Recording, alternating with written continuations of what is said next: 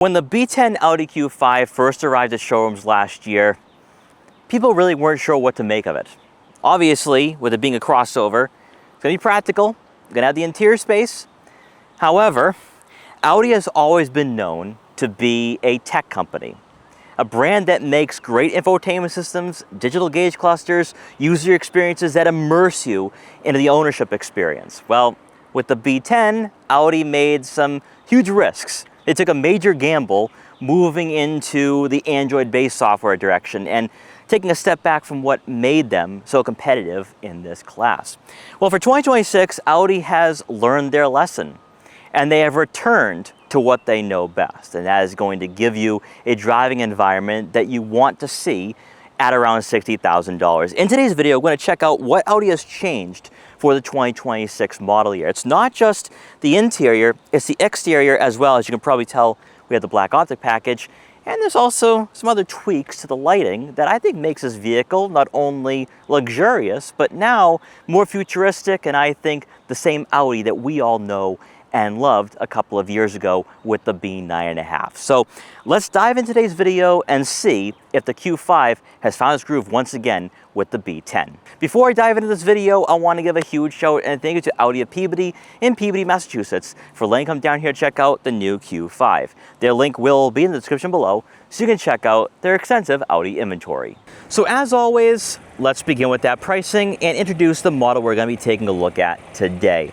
This is the 2026 Audi Q5 Premium Plus, the middle tier trim for this model year, much like we saw last year and for the B9.5. This comes in at right around $55,700. So if you're looking to save some money and you don't want to go with the Prestige, you don't have to. This model is going to be very, very well equipped. Now, for those of you who are wondering, why aren't you checking out a Prestige? Well, we don't have any Prestiges available on the lot, but I think a lot of you will be choosing the Premium Plus after today, especially with what it's offering here for the 2026 model.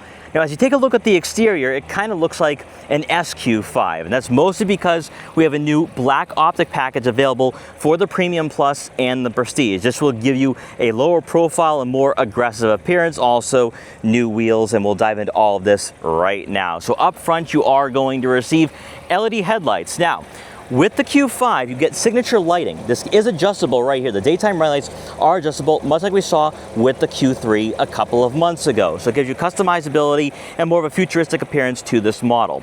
With the black optic package, now you have this nice aggressive grille with some aggressive air intakes as well. I mean, you can fit your entire wrist right there. We have anthracite badging, giving you, again, that sportier appearance, stuff that we saw on the SQ5. For the lower portion of the front bumper, here we have the aggressive air intakes, giving you better airflow and aerodynamics to this model. And as you can tell, they are functional, so really great to see there.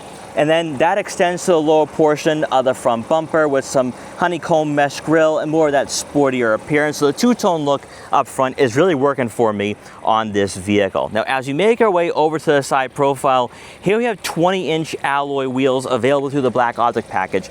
The Premium Plus would come equipped with 19s, so possibly the ride quality is going to be a bit more stiff, not as comfortable, and maybe the road noise will be amplified. Although with the Q5 for this generation, it is rather docile and quiet, so I don't think that should be too much of a concern. Also, one thing I want to point out here, no cladding for the wheel arches, giving you a nice luxurious appearance to this vehicle. Also, we have the gloss black blade running the length of the side profile. Now, you will have body color match side mirror caps, which do power fold, by the way, turn signal indicators, and then blind spot detection for added safety. Also, for the side profile, you are going to find black roof rails, giving you that two-tone look throughout the exterior of this vehicle.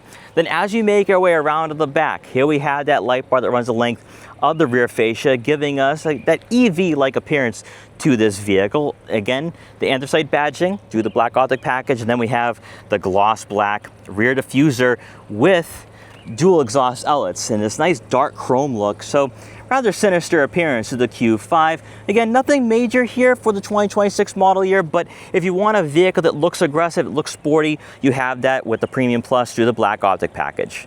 Taking a quick peek under the hood for the 2026 Audi Q5, we have a familiar sight. A 2-liter turbocharged 4-cylinder engine producing 268 horsepower and 295 pound-feet of torque. It will be paired with a 7-speed dual-clutch automatic transmission. This goes unchanged for this model year. So we're just getting started with some of the changes for this vehicle, because when it comes to the interior, I would say it's rather significant and substantial.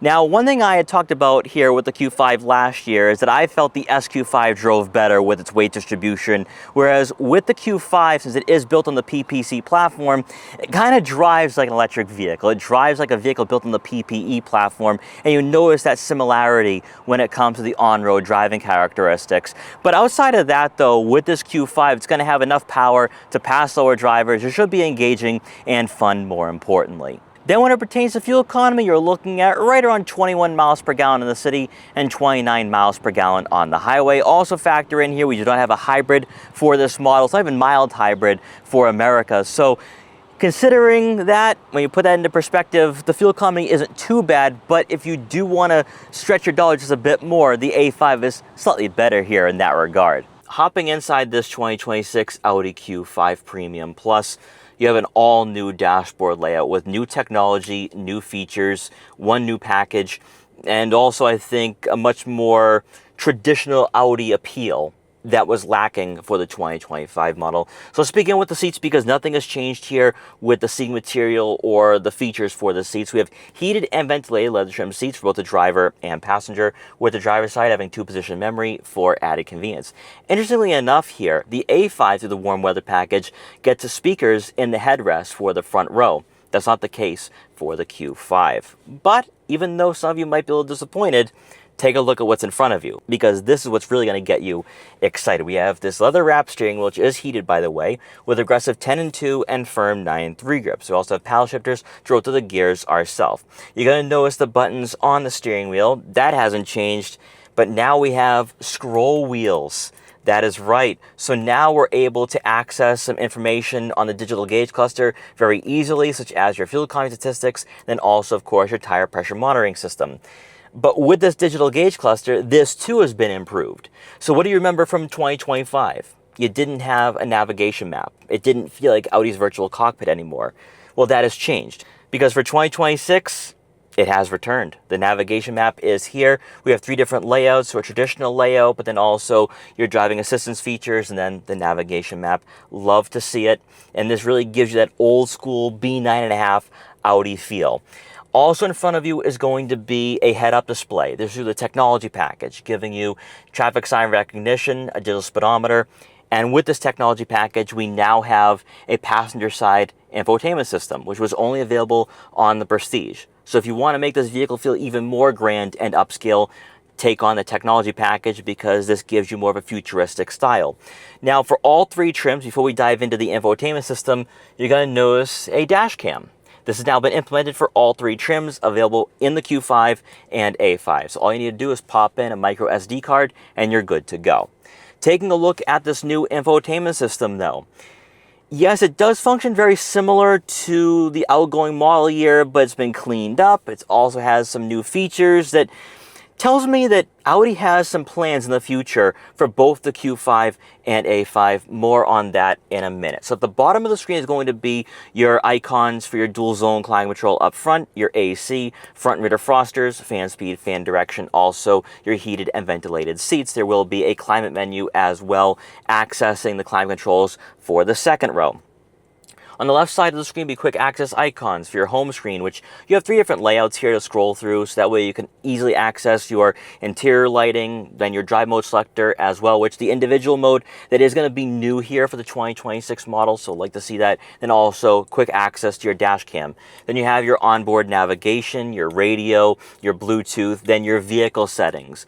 Now with the vehicle settings, there's a bit more to work with here. So you have your drive mode selector, your displays, but like we talked about for the exterior, you now have signature exterior lighting. We first saw this on the Q3. You can adjust your daytime running lights from the infotainment system with 2 different layouts, so it gives you more customizability here with this crossover. Also, you can adjust the interior lighting, of course, with the ambient lighting as well. Then lastly is going to be all your widgets in place. This kind of reminds me of the older Audi software, the older MMI user interface, but still it has that Android-based software look, which has become very common now in the automotive industry. So you have your navigation, your radio, Sirius XM, Android Auto, Apple CarPlay, so that's going to be wireless connectivity, vehicle driver assistance, and then also new is going going to be experiences. And this is one thing I want to talk about more in depth right now, because you're going to notice 3 different experience modes: relaxing, balancing, and stimulating.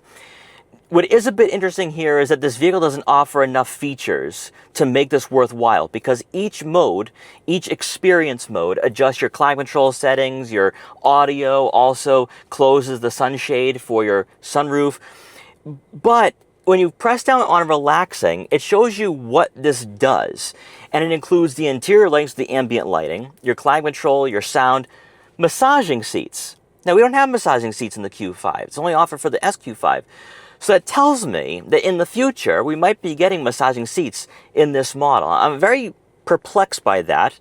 Also, it changes your drive mode as well. So similar to what you have out of the Volkswagen Tiguan SEL R-Line Turbo, this is a must. Audi has to make this a reality moving forward, because Volkswagen is offering features that would be found in a vehicle like this, and we don't have massaging seats. So that is interesting to see as to why Audi's doing all of this right now. But if you want to have that relaxation, you can do so here with this vehicle, much like we see from BMW in this market with the X3. And unlike the A5, the Q5 is untouched when it comes to your camera systems.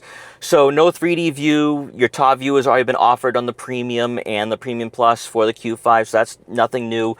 You are going to have different angles to work with, though, from the outside of your vehicles. You have side angles, side camera angles, but not a 3D view. So keep all of that in mind. You might want to pay a little extra for the Q5 Prestige.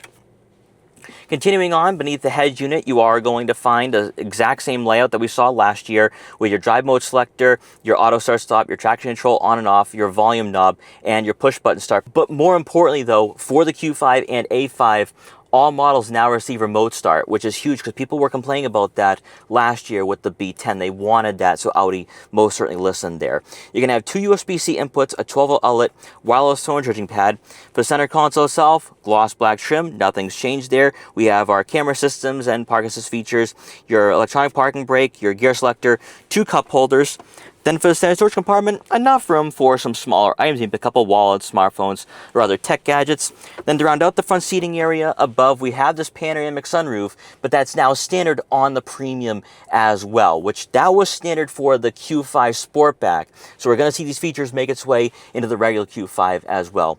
Great to see. And then quickly taking a look at the second row, with this being a carryover model, nothing changes in terms of interior dimensions. So if you were looking at a 2025, now looking at a 2026, practicality goes unchanged for this model. With this being a Premium Plus, we have 2 USB-C outlets, 2 center-mounted air vents, climate control, also sunshades, which is nice to block out the haters or block out that sunlight if you are on a longer road trip. Then to round out the second row seating area, you are going to receive a center armrest with 2 cup holders. And then briefly returning to the rear fascia to take a look at the cargo area for the 2026 model year.